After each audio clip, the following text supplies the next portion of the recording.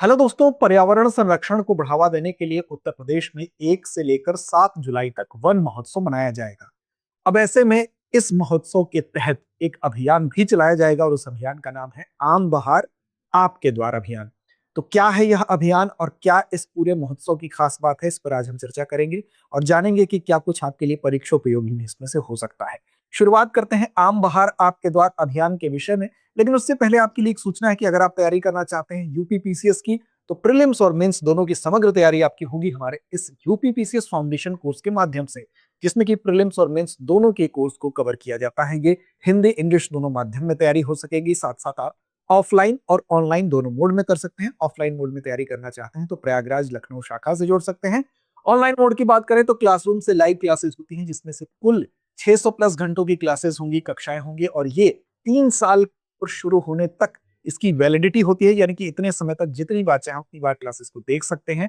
साथ साथ सबसे महत्वपूर्ण इसमें क्या है तो 2 साल के यूपीपीसीएस प्रीलिम्स टेस्ट सीरीज की निःशुल्क उपलब्धता एक इसको खास बनाती है, क्योंकि इस टेस्ट सीरीज के माध्यम से आप अपनी तैयारी को बेहतर कर सकते हैं, अपनी तैयारी को परख सकते हैं, धार दे सकते हैं, जिससे कि अंतिम सफलता सुनिश्चित होने की राह प्रबल होती है।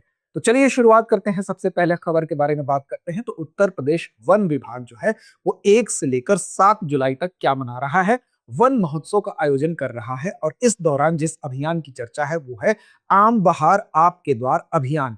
अब इसमें इस पूरे के पूरे अभियान में वन महोत्सव 1 से 7 जुलाई के दौरान आम के पौधे क्या किए जाएंगे, वितरित किए जाएंगे। और ये पहल बेसिकली क्यों की जा रही है तो इसका उद्देश्य है कि राज्य में ग्रीन कवर जो है उसको बढ़ाया जाए, पर्यावरण संरक्षण को और व्यापक बनाया जाए। और पर्यावरण संरक्षण के व्यापक बनाए जाने की जो योजना है उसी के पार्ट के तौर पर इसकी शुरुआत की गई है।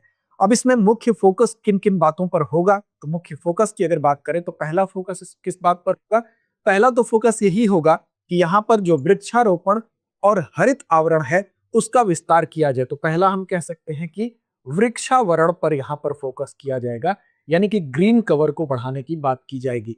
दूसरा मुख्य फोकस किस पर होगा तो पर्यावरण संरक्षण कैसे बेहतर किया जा सकता है, तो दूसरा फोकस होगा पर्यावरण संरक्षण पर।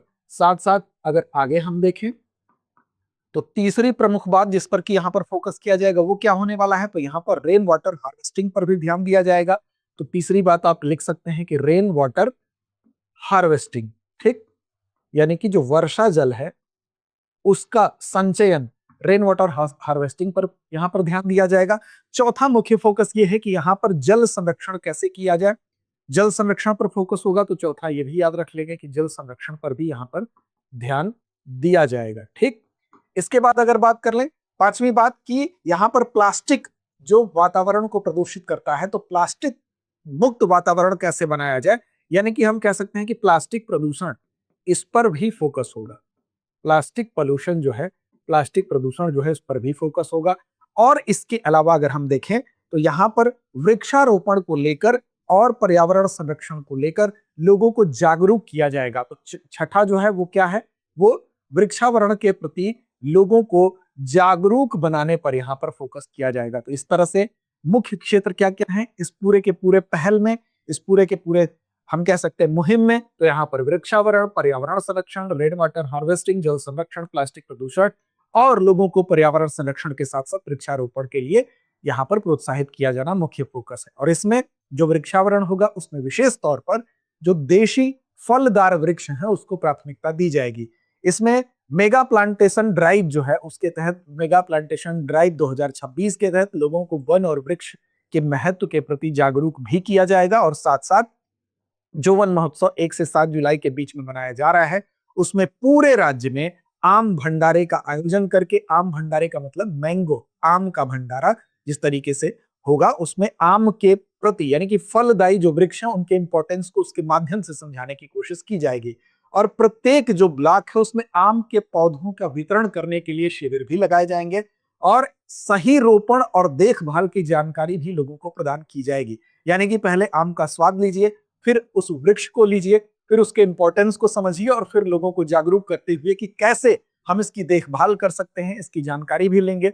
और फिर इस तरह से वर्ष 2026 में एक लक्ष्य तय किया गया है कि 350 मिलियन यानी कि 35 करोड़ पौधे, ऐसे पौधे विशेष तौर पर जिनको तरजीह दी जाएगी जो कि फलदायी वृक्ष होते हैं, उसको लगाया जाएगा।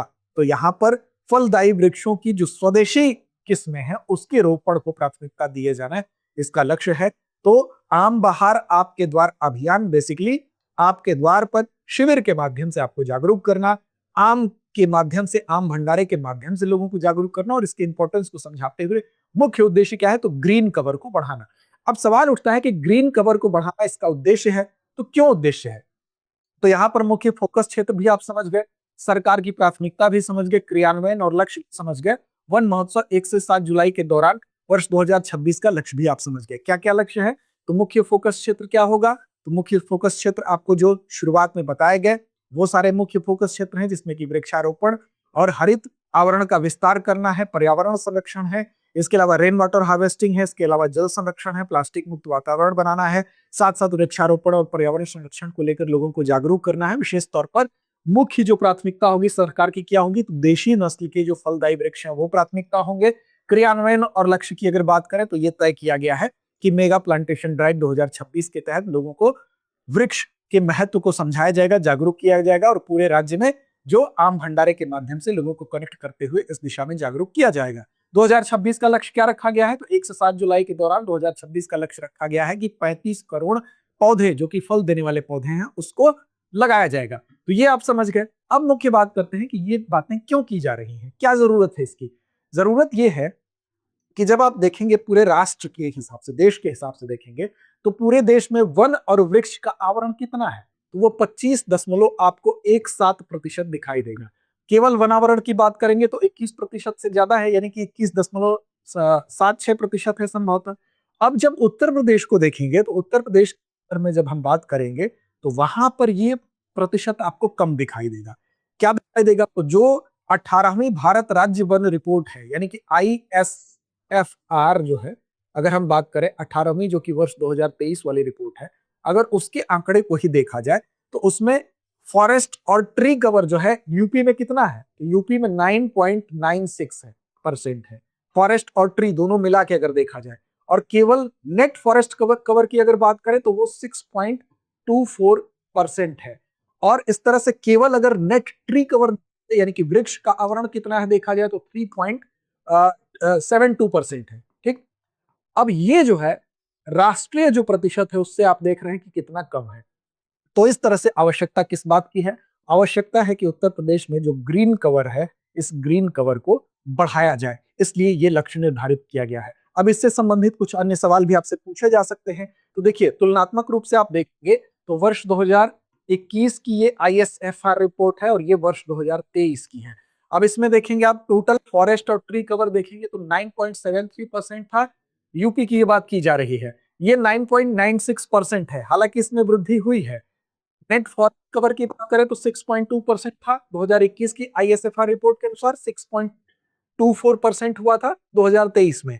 और नेट ट्री कवर की बात करें 3.53% था 2021 की रिपोर्ट के अनुसार और 3.72% था 2023 की रिपोर्ट के अनुसार। जरूर इसमें थोड़ा बदलाव, थोड़ा पॉजिटिव संकेत मिला है, लेकिन अभी भी जब राष्ट्रीय औसत से हम तुलना करते हैं तो ये काफी कम दिखाई देता है। इसी वजह से इस पहल की जरूरत है। अब कुछ एक तथ्य और आपको याद रखने हैं, जैसे कि उत्तर प्रदेश में अगर ये आपसे पूछ दे कि कौन से जिले फॉरेस्ट कवर के लिहाज से, क्षेत्रफल के लिहाज से सर्वोपरि है, तो अब जब क्षेत्रफल के लिहाज से बात किया जाएगा, एरिया के लेवल पर बात किया जाएगा, तो आप सबसे पहले नाम किसका लेंगे, सबसे पहले नाम लेंगे सोनभद्र का। ठीक, वहीं पर सोनभद्र में कितने एरिया में है, तो 2407.87, 2407.87। ठीक, ये वर्ग किलोमीटर है, सोनभद्र पहले नंबर पर आता है। इसके अलावा अगर दूसरे नंबर पर देखेंगे तो लखीमपुर खीरी आता है। ठीक, तो खीरी में भी क्षेत्रफल कितना है, तो लगभग क्षेत्रफल आप देखेंगे तो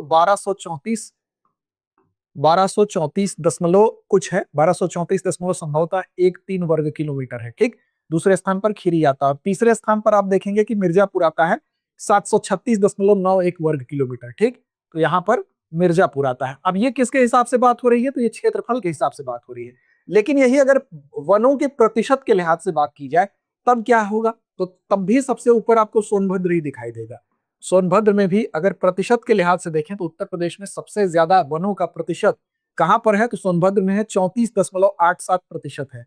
कितना है, 34.87% है। ये किसके अनुसार है, ये ISFR रिपोर्ट जो है 2023 वाली उसके अनुसार है। ठीक, ये किसके अनुसार बात हो रही है? तो ये प्रतिशत के लिहाज से बात हो रही है। अब दूसरे स्थान पर कौन है? तो दूसरे स्थान पर अगर प्रतिशत के लिहाज से बात होगी तो चंदौली का स्थान आएगा, और चंदौली में 21.86%, 21.86% जो है ये वन है। ठीक, और तीसरे स्थान पर कौन आ जाएगा? तो तीसरे स्थान पर जब प्रतिशत की बात आएगी तो श्रावस्ती आ जाएगा। ठीक, अब श्रावस्ती में कितना प्रतिशत है आप कमेंट करके बताएंगे। ठीक, तो इस तरह से ये क्रम याद रखेंगे, ये भी आपसे पूछा जा सकता है। लेकिन अभी भी जब तुलनात्मक रूप से आप देखते हैं तो 21.76% जो कि वनावरण है देश का, और वन और वृक्ष दोनों को मिला देते हैं तो 25 दशमलव,